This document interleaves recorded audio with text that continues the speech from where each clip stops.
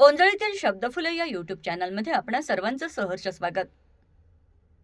आज आपण एक छानशी गोष्ट जाणून घेणार आहोत. तर ही गोष्ट आज सांगण्याचं कारण असं की सध्या चालू आहे अधिक महिना.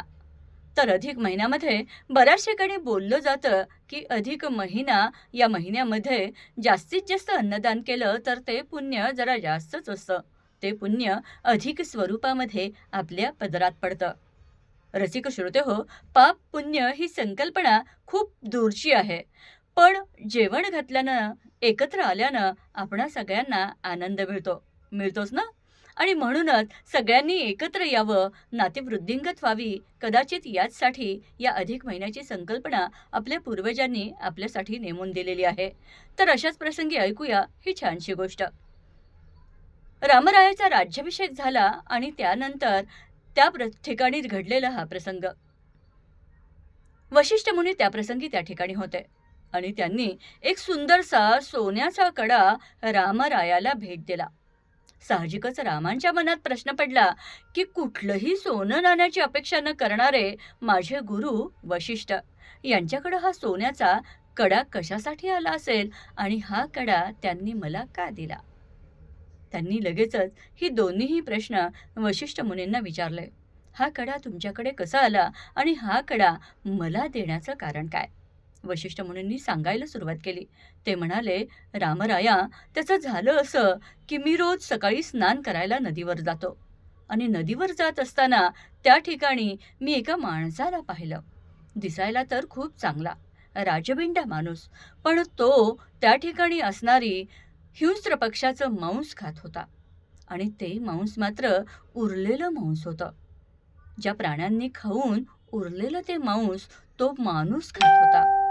आणि मग 1 दिवस झाले, 2 दिवस झाले, 3 दिवस झाले, बरेच दिवस झाल्यानंतर मी धीर करून तो प्रश्न विचारण्यासाठी त्या माणसाकडे गेलो आणि त्याला विचारलं की तू अशी कृती का करतोय? उरलेलं मांस का खातोय?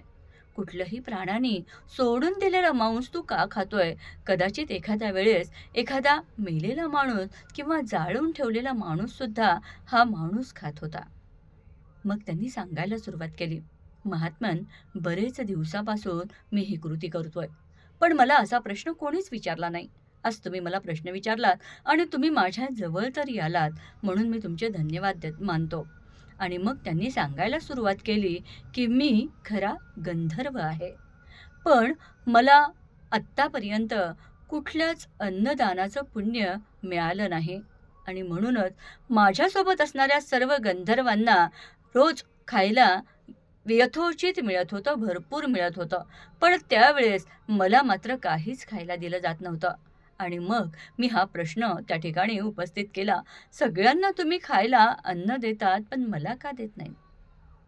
मग त्या ठिकाणी मला सांगण्यात आलं की तुझ्याकडं अन्नदानाचं कोणतंच पुण्य नाही, म्हणून तुला या ठिकाणी खायला मिळणार नाही. याच ठिकाणी काय, तू पृथ्वी तलावर गेलास तरी सुद्धा त्या ठिकाणी तुला अन्न मिळणार नाही. मग मी माझी भूक कशी शमवायची?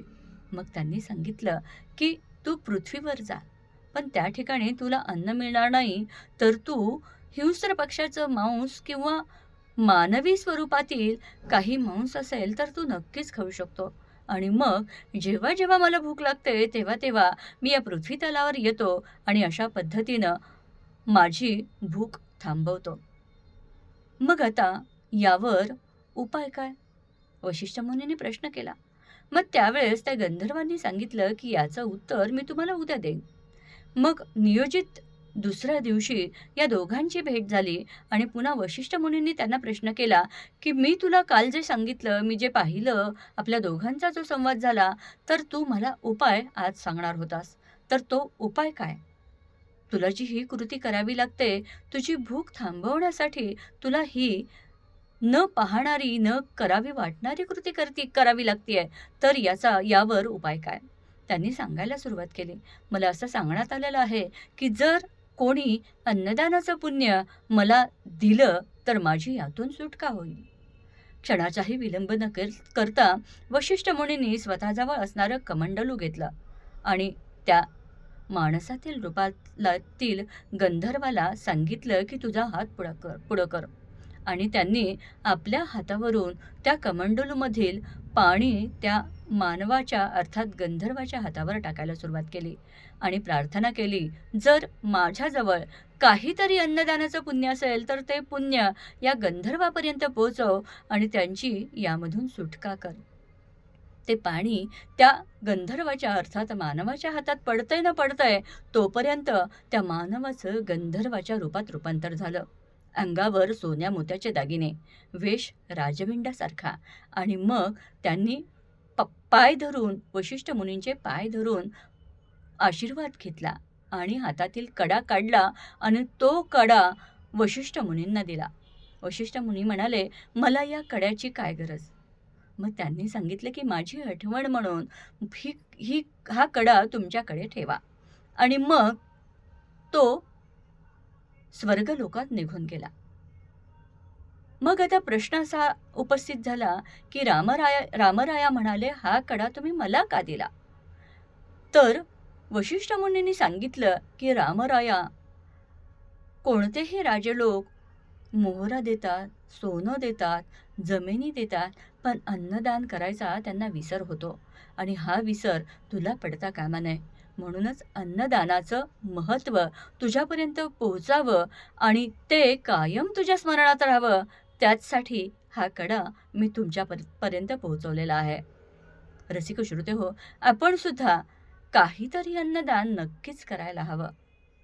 मग ते अन्नदान पुण्य पाप या संकल्पना सोडून आपल्या स्वतःच्या समाधानासाठी नक्कीच आपण करूया. पुन्हा एकदा आपणा सर्वांचं मनपूर्वक धन्यवाद. भेटूयात पुढच्या ओंजळीतील फुले या यूट्यूब चॅनलच्या अशाच छान छान गोष्टी घेऊन वेगळ्या भागात. तोपर्यंत नमस्कार.